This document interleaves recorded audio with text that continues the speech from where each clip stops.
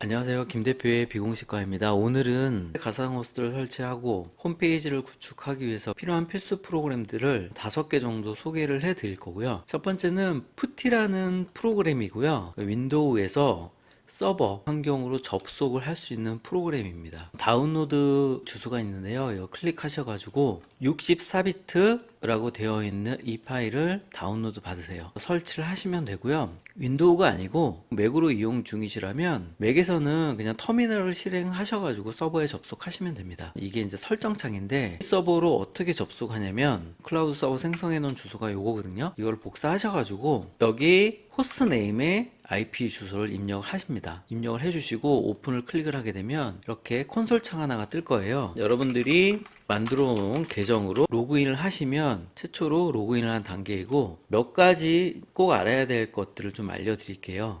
pwd라고 하시면 현재 내가 있는 디렉토리를 알려줘요. 이렇게 그러면 이동하는 명령어는 cd입니다. cd 하시고 원하는 폴더로 입력을 하시면 이 폴더로 이동이 된 거예요. 그럼 여기서 pwd를 다시 한번 쳐볼게요. 지금 이 디렉토리 아래에 있습니다. 여기서 HTML 폴더 안에 뭐가 들어있는지 확인하려면 ls라고 입력을 하시면 돼요. ls는 파일 목록을 보는 명령어입니다. 만약에 내가 다시 홈으로 이동을 하고 싶어요. 그러면 여기서 cd라고 딱 입력을 하세요.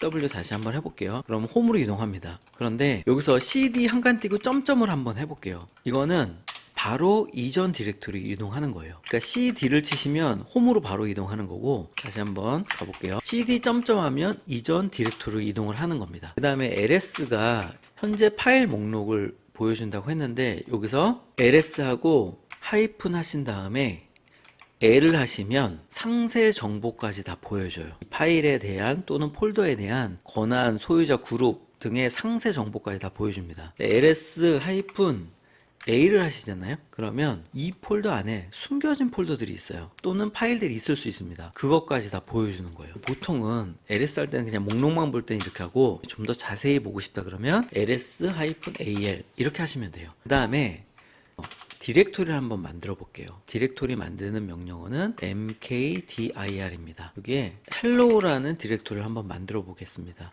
mkdir 하고 hello라고 명을 딱 하시면, 그리고 파일 목록 보는 건 als 하시면 이 hello라는 폴더가 생겼습니다. 그러면 폴더를 한번 삭제해 볼게요. 삭제는 rmdir 하고 hello 라고 입력을 하시면 다시 ls 해볼게요. 그러면 헬로우 폴더가 삭제가 됐죠. 그 다음에 키보드에 방향키가 있습니다. 위로 가는 방향키랑 아래로 가는 방향키가 있는데 위아래로 키보드를 눌러보시면 제가 지금까지 입력했던 명령어들이 있잖아요. 그 히스토리가 이렇게 계속 나옵니다. 이렇게 위아래로 움직여서 명령어를 타이핑하지 않고도 실행을 할 수가 있어요. 그 다음에 헬로우라는 폴더를 다시 한번 만들어 볼게요. 이걸 한번 지워 보겠습니다. rmdir. 근데 헬로우를 지울 거예요. 그러면 여기다가 h만 딱 입력을 하시고 탭키를 눌러보세요.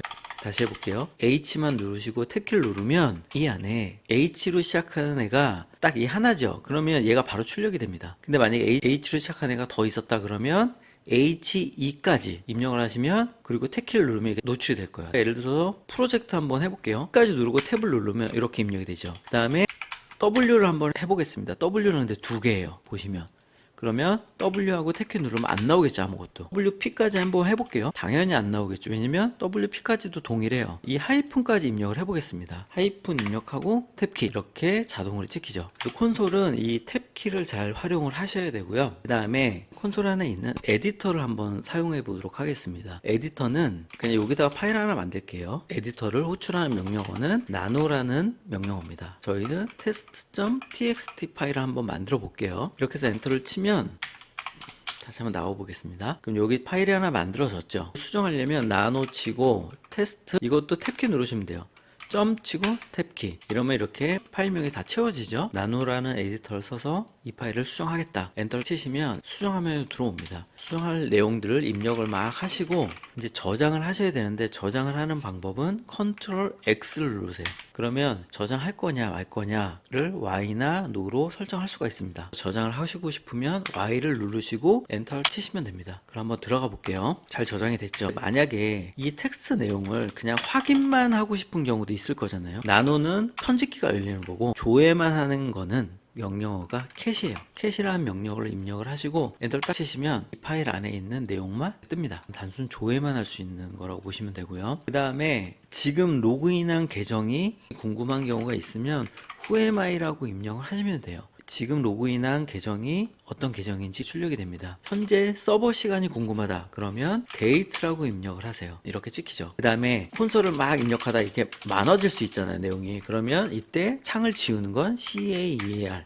클리어라고 입력을 하시면 창이 깨끗해져요. 이 정도만 아시면 기본적인 건 다 사용을 할 수가 있고요. 하면서 필요한 부분들은 더 보강하도록 하겠습니다. 끝으로 이 콘솔을 종료하는 건 을 입력을 하시면 돼요. 또는 X 버튼을 누르셔도 됩니다. 창이 종료가 되는 거예요. 이제 저희가 가상 호스트를 세팅을 하고 워드프레스를 설치하고 그다음에 자동화 이런 서비스들을 진행을 할 건데, 그러기 위해서는 이 데이터베이스라는 게 필요합니다. 저희는 SQL이라는 데이터베이스를 서버에 세팅을 했어요. 그래서 저희의 데이터베이스를 GUI 환경에서 조회하고 핸들링 할 수 있는 프로그램이라고 보시면 되고요. 이거는 윈도우 전용입니다. 만약에 맥인 경우는 스컬에이스라는 프로그램을 설치를 해서 이용을 하시면 될 것 같고요. 이번 시간에는 하이디 SQL 이 사용법에 대해서만 설명을 드리도록 하겠습니다. 다운로드 링크를 클릭을 하시면 64비트 버전을 다운로드 받으시면 돼요. 그냥 넥스트 누르셔서 설치를 하시면 됩니다. 설치를 하게 되면 이런 아이콘 하나가 생길 거예요. 그럼 실행을 해보시면 이게 설정창 인터페이스인데 아까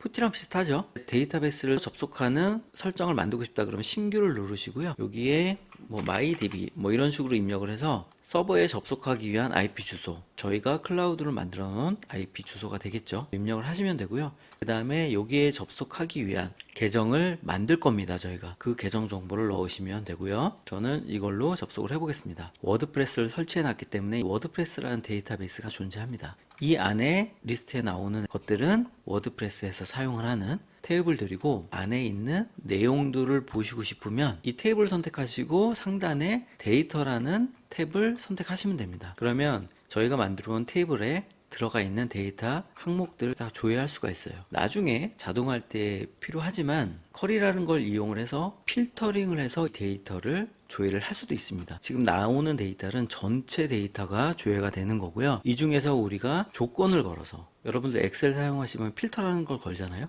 조건을 걸어 가지고 그 조건에 해당하는 데이터만 조회를 할 수가 있습니다. 그러기 위해서는 쿼리라는 걸 이용을 해야 되는데, 이 사용법은 지금은 아실 필요 없고요. 나중에 자동화할 때 설명을 좀 더 드리도록 할게요. 샘플만 좀 보여드리면, 예를 들어서 포스트 타이틀이 안녕하세요인 것만 가져와 보겠습니다.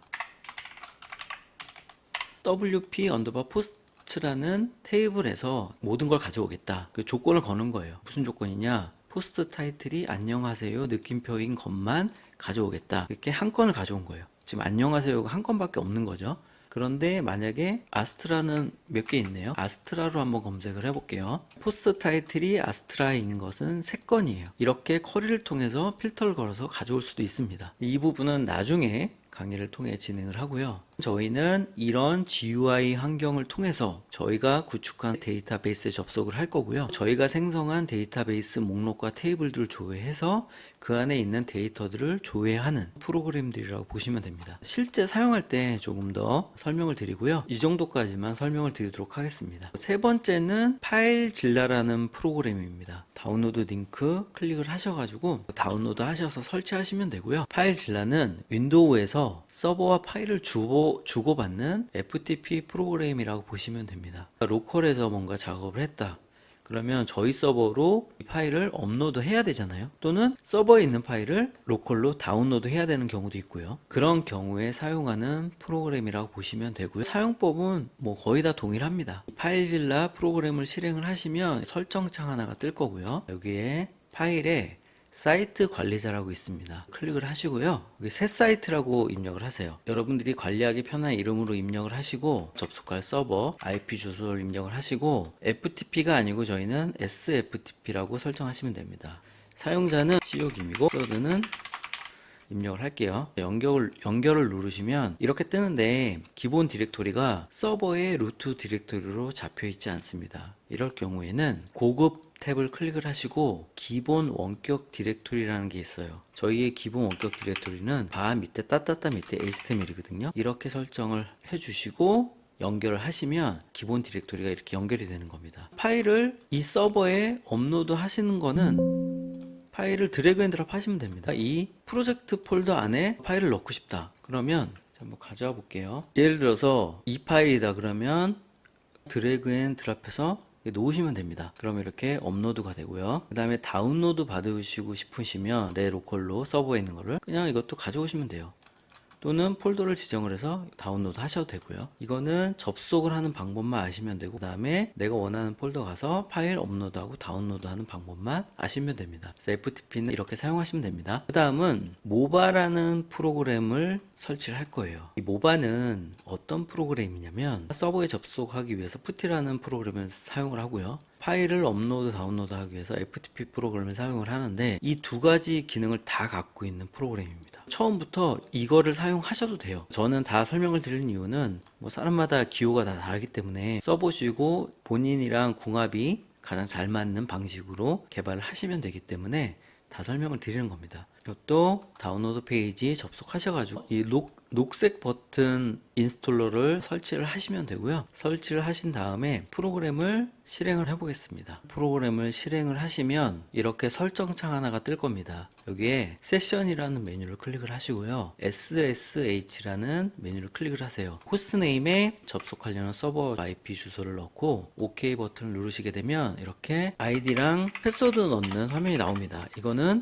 푸티에서 많이 사용해 보셨죠? 동일하다 보시면 돼요. 자동으로 로그인 된 게 자동으로 로그인 하겠다고 설정을 해놨습니다. 최초 접속을 할 때는 패스워드를 넣으셔야 되고요. 이렇게 들어오면 명령어는 푸티에서 사용했던 명령어랑 동일합니다. 이동을 해볼게요. 그럼 이동하는 건 CD고 그냥 명령어는 동일하다고 보시면 돼요. 그런데 이 모바를 쓰는 가장 큰 이유는 이겁니다. 이 폴더를 한번 이동을 해볼게요. 여기서 왼쪽이 이제 FTP 인터페이스인데 이동을 하시면 여기서 ls 해보면 이 목록이 왼쪽에도 뜨죠. 예를 들어서 내가 프로젝트라는 폴더에 파일 하나를 업로드 하고 싶어. 그러면 드래그 앤 드롭해서 이렇게 딱 놓으시면 돼요. 여기 업로드 되고 있죠. 프로젝트라는 폴더 들어가서 확인해 볼게요. 파일 하나가 생성이 됐죠. 만약에 이 FTP가 없으면 파일질러라는 프로그램을 써서 접속을 해야 됐고, 만약에 이 파일을 주고 싶다 그러면 rm 다시 rf 이렇게 해서 파일명을 넣어가지고 지웠을 건데, 이 모바에서는 파일을 지우고 싶다 그러면 마우스 우클릭을 하시던지 아니면 딜리트 키를 누르셔도 됩니다. 이렇게 파일이 삭제가 돼요. 제가 ls를 다시 해볼게요. 파일이 없죠. 이렇게 코드를 입력 안 하고 화면 상에서 파일들을 다 조작을 할 수 있기 때문에 편리한 부분이 상당히 많습니다. 여러분들이 다 사용해 보시고 편하신 툴을 선택하셔가지고 진행하시면 됩니다. 그래서 엑sit 버튼 누르면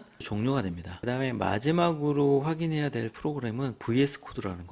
클릭을 하시면 다운로드 페이지로 이동을 하고요. 윈도우용, 맥용이 다 있습니다. 이걸 설치를 하시면 돼요. VS 코드는 홈페이지도 구축하고 자동화도 하고 그러려면 코드를 구현을 해야 됩니다. 이 코드 편집기라고 보시면 되고요. 설치를 하신 다음에 VS 코드를 실행을 하시면 인터페이스만 간단히 설명을 드리고 실제로 작업을 할 때 필요한 기능들을 연결해서 설명을 좀 드릴게요. 열어보시면 왼쪽이 폴더 목록이 나오는 영역이라고 보시면 되고, 우측이 이 파일을 선택한다 그러면 이 코드 항목이 이렇게 출력이 됩니다. 여기서 수정을 할 수가 있고요. 그 다음에 필요한 플러그인이나 뭐 이런 것들을 설치를 해가지고 사용할 수 있는데, 그런 부분들은 자동화나 홈페이지 서비스를 구축을 할 때 따로 설명을 드리도록 하겠습니다. 여기서도 터미널에 접속을 할 수가 있어요. 이 터미널을 통해서도 서버에 접속을 할 수가 있습니다. 푸티나 모바라는 프로그램을 통해서도 접속을 하지만 이렇게 접속을 할 수가 있어요. 한번 해볼게요. 접속을 하시면 아까랑 똑같은 환경으로 들어오죠. 이걸 통해서도 접속을 할 수 있지만 이건 불편합니다. 그래서 전용 프로그램을 쓴다고 보시면 되고, 보통은 저희가 이제 프로젝트를 개발을 할 때는 Git이라는 것을 연동을 해서 작업을 많이 해요. 이 강의는 초보분들도 있기 때문에 지금은 Git에 대해서는 설명을 안 드리고, 그런 부분들은 실제 개발을 할 때 필요한 항목들을 다 설명을 드릴 거고요. 코드만 먼저 설치를 해 놓으시면 좋을 것 같습니다. 서버를 구축을 하고 가상 호스트를 세팅하고 홈페이지나 또는 자동화 작업을 하기 위해서 꼭 필요한 필수 프로그램들에 대해서 설명을 드렸고요. 다음 강의부터는 다양한 강의들을 진행해 보도록 하겠습니다. 그럼 다음 시간에 뵙겠습니다.